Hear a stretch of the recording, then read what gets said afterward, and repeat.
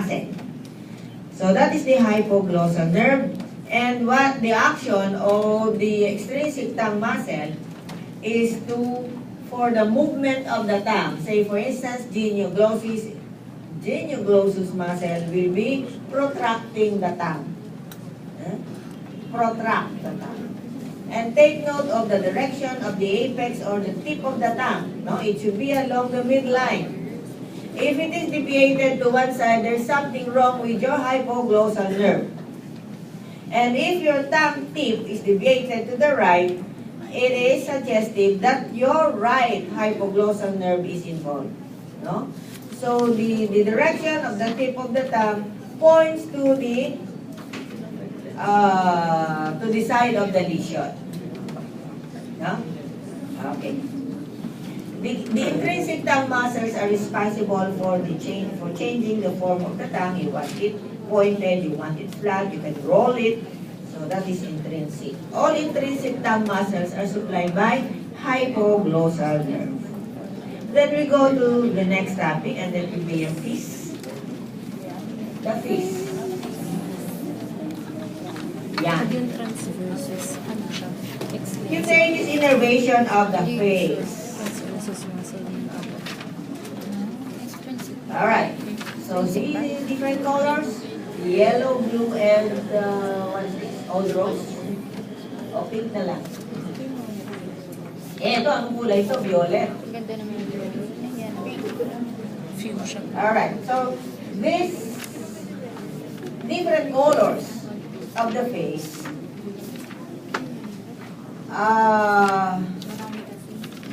dito involves these nerve supplies, different nerve supplies of the face. Of the skin, cutaneous. This is sensory. So in the forehead, hanggang the vertex of your skull, or your skull, this area, the yellow one, corresponds to the distribution of what nerve? Ophthalmic. No? So from trigeminal. The blue one, it corresponds to the distribution of maxillary nerve. So you can identify the distribution of the maxillary nerve. Lateral side of the nose, the upper lip, the middle part of your face, at the area of the cheek, and then your lower eyelid, lateral part of the eyelid, up to the anterior part of the temporal region, the maxillary. Ito namang pink na to, this is for the distribution of the sensory division or sensory portion of the mandibular nerve. So it will involve the temporal region, the skin of the temporal region, the skin in front of the ear, including part of the pinna, and then the area of the cheek, lower part, no? And your mandible and lower lip. So mandibular yan. And these are the muscles of the face. Muscles of the face. So what is this muscle? Frontalis. This one is orbicularis oculi. This is its palpebral part. No? Ito yung orbital part. And this is your levator labii superioris alaminasi. And this is your zygomaticus major. This is the minor. That is levator labii superioris. Depressor anglioris. The depressor is quite big. Kunti lang kasi yun eh. Alright, so this is the risorius muscle, and that is your inferior depressor labii inferioris. And then you have this muscle, orbicularis oris. This is what muscle? This is no longer muscle of facial expression. This is masseter. That is buccinator. No? Buccinator is a muscle of facial expression. It is supplied by facial nerve. Okay, this is the, what is this gland? Parotid. This is its duct. Stenson's duct. And so in the face, you have the facial vein. So the facial vein, you will see it, kasi hindi natin nakita yata sa cadaver, kasi masyado na matigas. It runs down alongside of the nose and then lateral side of the lips and down to the neck where it ends into the internal jugular vein. So that is the normal or usual drainage of the facial vein. The facial vein communicates with the vein at the near the medial angle of the eye. It will be communicating with this vein. What is this vein? Formed by the supraorbital and supratrochlear. This is the angular vein. This angular vein communicates with the cavernous sinus. This is the cavernous sinus, and this is the superior ophthalmic vein. That is why this facial vein is clinically important, especially the area where it drains the nose and upper lip. No? Kasi if you have infection in the nose, infection in the upper lip, it might travel upward. No? Meron tao na minamalas na instead of going down, the blood going down to the internal jugular vein, it goes up. No? And it will be drained by this angular and then to the superior ophthalmic and then to the cavernous sinus. That will incite thrombosis in the cavernous sinus, which is fatal, most of the time fatal. But the good news is, it is quite rare nowadays because of our potent antibiotics. Pero if you have a lesion in your upper lip and in your nose, do not just relax. You have to consult your doctor. No? Bibigyan ka ng antibiotic appropriate for your infection. Huwag kayong mag-self-medicate. Ganun eh. And do not press or do not prick any infection in your upper lip or in the nose. So kung may tagyawat ka sa ilong, okay na yun. Huwag mo nang kakalikutin, huwag mong susukitin, huwag mong pipisain. No? Alright. So, ito yung communication ng facial vein. It communicates with the cavernous sinus through the superior ophthalmic.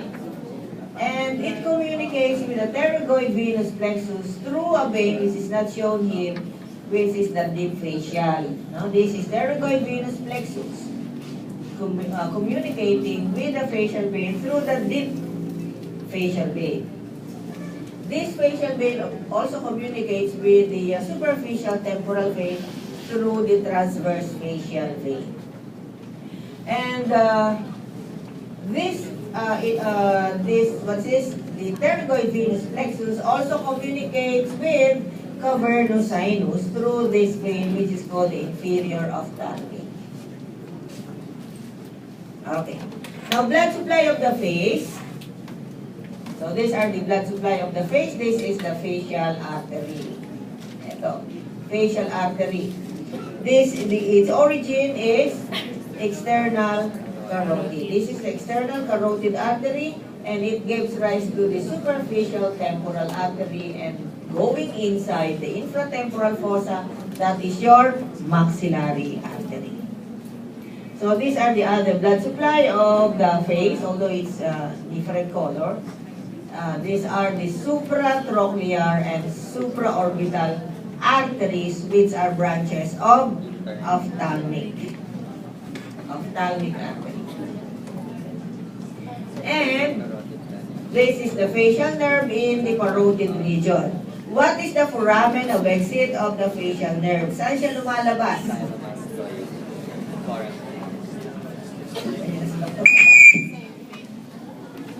Hindi pa nangangalahati, tapos na sila. This is the foramen of exit of the facial nerve. What is it foramen of exit? Stylomastoid foramen. So it is between the mastoid process and the styloid process. Ito yung mastoid process niya. So that is the facial nerve. So it passes through the parotid gland. No? And it divides the parotid gland into a superficial and deep portion.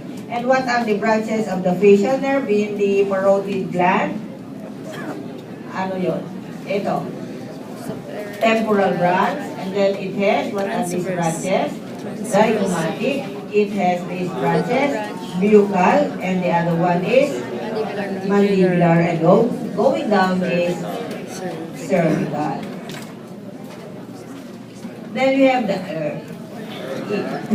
The ear. Yeah, the ear. So the ear is divided into 3 parts. Ito, external ear, and this part is middle ear, and then you have the internal ear. No? The parts of the external ear are what is this? Pinna or the auricle, and this one is the external auditory meatus. No? The external auditory meatus, or it is supported by cartilage and bone, no? The tympanic part of the temporal bone. The external auditory meatus ends in front or lateral to what is this? Tympanic membrane. Tympanic. Tympanic membrane is the structure that separates the external ear from the middle ear. And this is the middle ear, which the wall of which consists of there are 6 walls of the middle ear. So superiorly, what is it? Tegmen tympani. Inferiorly, the jugular wall. And then you have the lateral wall, which is the tympanic membrane. The medial wall is vestibular or labyrinthine wall. The anterior wall is the carotid wall, wherein you see this. What is this? Eustachian tube. Eustachian tube. Okay. Posterior wall is mastoid wall. No, mastoid wall. This is the internal ear. No, where you have, what is this? This is the cochlea. Cochlea. Ay, ito pa pala. You have the most lateral among the ossicles. You have the malleus, followed by the incus, and then the stapes. So, tatlong buto. Dalawang muscles. Ano yung mga muscles doon? Stapedius. The tensor tympani and the stapedius muscle. Stapedius muscle is supplied by facial nerve. Oh, yeah.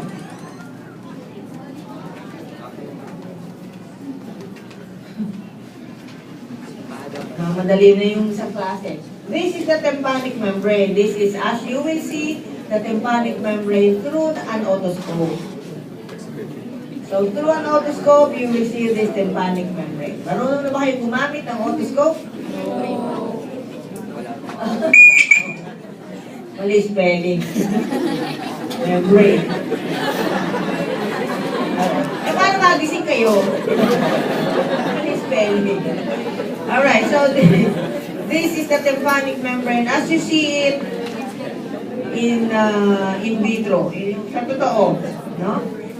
So, or in vivo. Alright. So, you look through the tympanic membrane through your external auditory meatus using the otoscope, no? And this is what you will see. So, you will see it as shiny membrane. And at the anterior inferior part, you will see this triangular area which is shiny. That reflects the light. This is called the cone of light. So it started from the most concave part of the tympanic membrane. What is this called? The most concave part. It's called the umbo. And this umbo is produced by the pull of this. What is this bone? The handle of the malleus. So it's being pulled inward. Kaya meron dito depression, no? The umbo. Now this part which is shiny, yung medyo tense, this is pars tensa, and above this anterior and posterior malleolar fold, ito ay pars flaccida, placid, no? The flaccid part. This is the tympanic ring, which is part of the temporal bone, no? So this is the tympanic membrane.